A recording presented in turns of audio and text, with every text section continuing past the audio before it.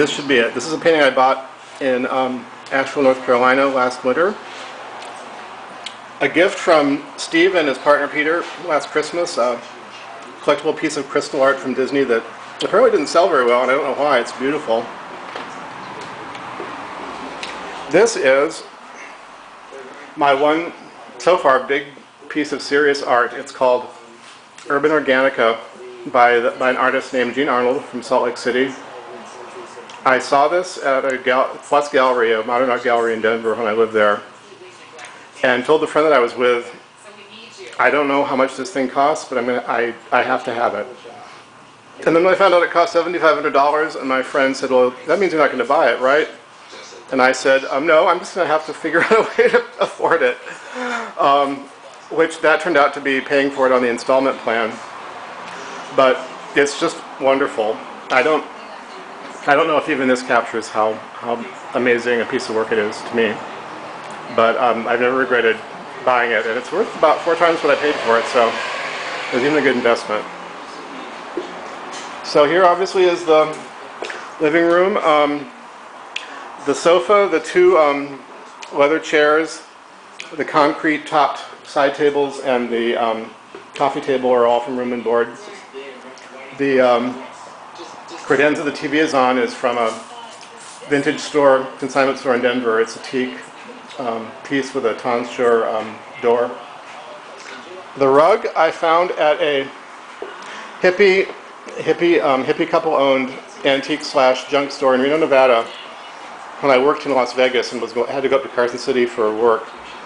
And I had like an afternoon free, and I'd never been to Reno before, so I wandered around and found what was then like the one hip neighborhood in Reno. And this couple had moved to Reno from San Francisco, and I'm not really sure why they did, but they had opened an antique store in this craftsman bungalow. And this is an antique Killiam rug. It's from, I actually had it appraised when I figured out it might be worth something, and it's from as far as we can tell, it's from the late 1800s. And I'm almost afraid to tell you how much they think it's worth, but art is meant to be enjoyed, not to be like rolled up and put in the closet, so here we are.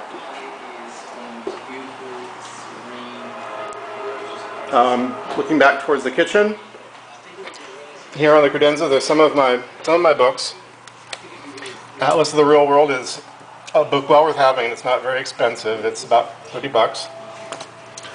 This is how buildings learn, what happens after they're built, how buildings evolve from their original appearance and purpose into sometimes something radically different. Here's the book on Solari and Arcosanti, Architecture as Human Ecology. A book of projects that Frank Lloyd Wright designed but that were never built. And some of them are really trippy, let me tell you.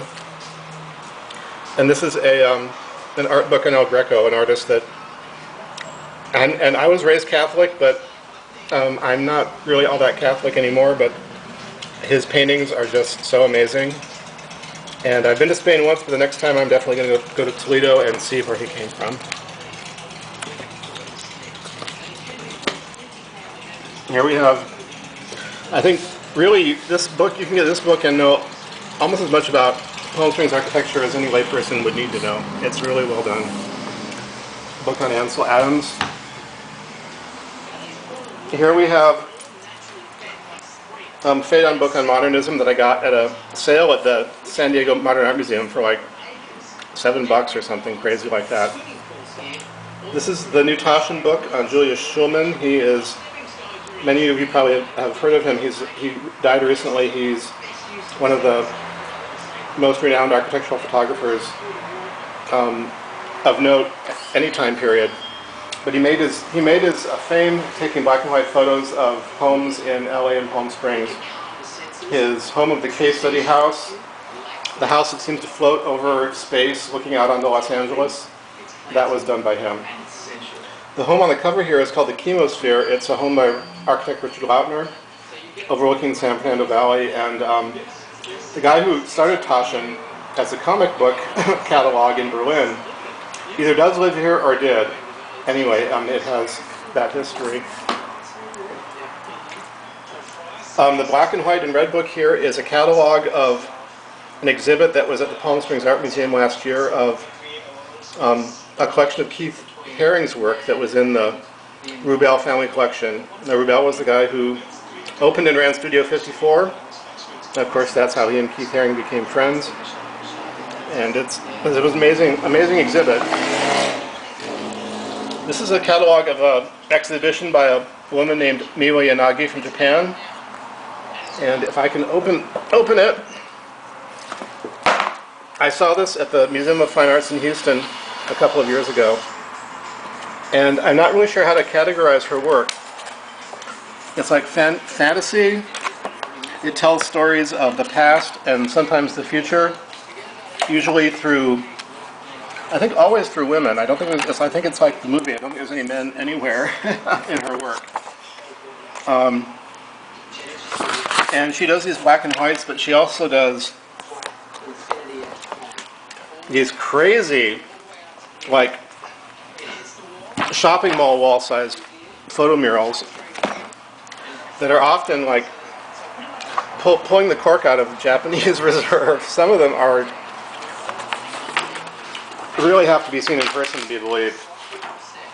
And I think one set is called, no, for heaven's sake, just one moment.